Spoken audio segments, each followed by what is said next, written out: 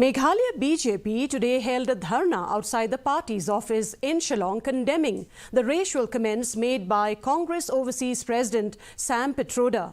Former IPS officer and BJP's Chief spokesperson Mariahom Karkrang said people of Northeast are Indian by blood and will continue to remain as Indian. Further, the state BJP has also strongly urged the state government to appoint IPS officer Shisha Nongrang as the new DGP of Meghalaya. Karkrang said the party will approach the Chief Minister in writing. It may be mentioned that yesterday VPP issued similar statement demanding appointment of Shisha Nongrang as the state DGP. So, people from Northeast have taken a very serious view whenever they have been, akin to the Chinese. And here's a person who is an advisor to the senior member of the Congress party, Mr. Rahul Gandhi, Sam Pitroda'S. He has termed that the Northeast people look like Chinese. We are not Chinese, we are Indians.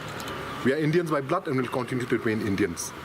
We from the BJP, state BJP, we are approaching the Chief Minister officially in writing that government should consider to bring Shisha Nongrang as a new DGP of the state.